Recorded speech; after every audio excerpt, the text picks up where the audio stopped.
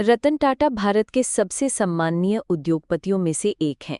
वो सिर्फ एक सफल कारोबारी ही नहीं, बल्कि एक महान समाजसेवी, दूरदर्शी नेता और प्रेरणा स्रोत भी हैं। टाटा समूह के पूर्व अध्यक्ष रतन टाटा ने भारतीय उद्योग जगत को एक नई ऊंचाई दी है। उनकी विनम्रता, ईमानदारी और नेतृत्व क्षमता की मिसालें दुनिया भर में दी जाती हैं। इस निबंध में हम रतन टाटा के जीवन, शिक्षा, करियर, उपलब्धियां और उनके योगदान पर विस्तृत चर्चा करेंगे। जन्म और प्रारंभिक जीवन। रतन नवल टाटा का जन्म 28 दिसंबर 1937 को मुंबई, तब बॉम्बे में हुआ था। वे नवल टाटा और सोनू टाटा के बेटे हैं। रतन टाटा टाटा समूह के संस्थापक जमशेदजी टाटा के वंशज हैं। हालांकि वे उनके सीधे उत्तराधिकारी नहीं हैं।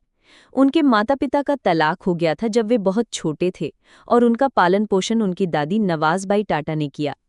बचपन से ही रतन टाटा शांत स्वभाव और अध्ययनशील थे। वे अपने दादी के काफी करीब थे और उन्हीं से उन्होंने जीवन के मूल्य और नैतिकता सीखी। बचपन में ही उन्होंने अपने जीवन का उद्देश्य समाज और देश की सेवा करना तय कर लिया था। शिक्षा। रतन टाटा ने अपनी प्रारंभिक शिक्षा मुंबई के कैंपियन स्कूल और फिर शिमला के बिशप कॉटन स्कूल से प्राप्त की। इसके बाद वे अमेरिका चले गए, जहां उन्होंने कॉर्नेल विश्वविद्यालय से आर्किटेक्चर और स्ट्रक्चरल इंजीनियरिंग में स्नातक की डिग्री प्राप्त की। बाद में उन्होंने हार्वर्ड बिजनेस स्कूल से एडवांस मैनेजमेंट प्रोग्राम भी किया। टाटा समूह में करियर की शुरुआत। रतन टाटा ने अपने करियर की शुरुआत 1962 में टाटा समूह की कंपनी टाटा स्टील से की। यहाँ उन्होंने सबसे पहले मजदूरों के साथ काम किया ताकि वे ज़मीनी हकीकत को समझ सकें। ये अनुभव उनके लिए बहुत महत्वपूर्ण रहा, क्योंकि इससे उन्हें श्रमिकों की कठिनाइयों और उद्योग के हर स्तर की समझ मिली। धीरे धीरे उन्होंने टाटा समूह की विभिन्न कंपनियों में कार्य किया और अपनी योग्यता से सबको प्रभावित किया। 1991 में जेआरडी टाटा ने रतन टाटा को टाटा समूह का उत्तराधिकारी नियुक्त किया। टाटा समूह के अध्यक्ष के रूप में रतन टाटा ने जब समूह की बागडोर संभाली, तब टाटा की कई कंपनियां आपस में बिखरी हुई थी। उन्होंने सबसे पहले संगठन में एकता और नई सोच लाने पर काम किया। उन्होंने टाटा समूह को वैश्विक पहचान दिलाने के लिए कई बड़े कदम उठाए। उनके प्रमुख निर्णयों में शामिल है टाटा कंसल्टेंसी सर्विसेज को पब्लिक करना, टाटा मोटर्स द्वारा जैगवार और लैंड रोवर का अधिग्रहण, टाटा टी द्वारा टेटली का अधिग्रहण, टाटा स्टील द्वारा कोरस का अधिग्रहण। इन सभी सौदों ने टाटा समूह को अंतर्राष्ट्रीय मंच पर स्थापित किया और ये दिखाया कि एक भारतीय कंपनी भी दुनिया की दिग्गज कंपनियों को खरीद सकती है। नैनो कार का सपना। रतन टाटा का मानना था कि हर भारतीय परिवार को एक सुरक्षित और किफ़ायती कार मिलनी चाहिए। इसी विचार से उन्होंने दुनिया की सबसे सस्ती कार टाटा नैनो को विकसित किया। उन्होंने इसे जनता की कार कहा। यद्यपि नैनो को बाजार में उतनी सफलता नहीं मिली जितनी अपेक्षित थी, लेकिन ये सोच और साहस का प्रतीक बन गया। सामाजिक योगदान। रतन टाटा सिर्फ उद्योगपति नहीं हैं, बल्कि एक समाजसेवी भी हैं। उन्होंने शिक्षा, स्वास्थ्य, ग्रामीण विकास, महिला सशक्तिकरण और विज्ञान तकनीक के क्षेत्र में अनेक कार्य किए हैं।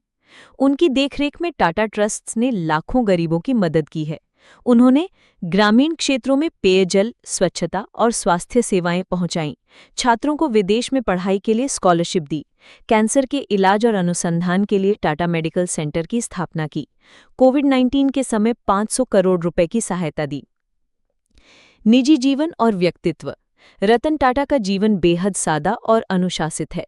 वे अविवाहित हैं और मुंबई में एक छोटे से फ्लैट में रहते हैं। उन्हें कुत्तों से बहुत प्रेम है और वे कई बार अपने पालतू कुत्तों के साथ टाटा मुख्यालय में दिखाई देते हैं। वे मीडिया से दूर रहते हैं और हमेशा काम और समाज सेवा में लगे रहते हैं। उनकी सादगी, ईमानदारी और दूसरों के लिए सोचने की भावना उन्हें भीड़ से अलग बनाती है। सम्मान और पुरस्कार। रतन टाटा को उनके योगदान के लिए भारत सरकार और अंतर्राष्ट्रीय संस्थाओं द्वारा कई बार सम्मानित किया गया है। प्रमुख पुरस्कारों में Padma Bhushan 2000, Padma Vibhushan 2008, honorary doctorate from Cornell, Cambridge और Harvard, CNN IBN Indian of the year 2006। प्रेरणा का स्रोत। रतन टाटा युवाओं के लिए एक प्रेरणा स्रोत हैं। वे मानते हैं कि कामयाबी की ऊंचाई पर पहुंचने के लिए ईमानदारी, परिश्रम और उद्देश्य के प्रति निष्ठा जरूरी है। उनके कुछ प्रसिद्ध विचार हैं। मैं सही फैसले नहीं करता, मैं फैसले लेकर उन्हें सही साबित करता हूँ। उच्च गुणवत्ता और उत्कृष्टता ही सफलता की कुंजी है।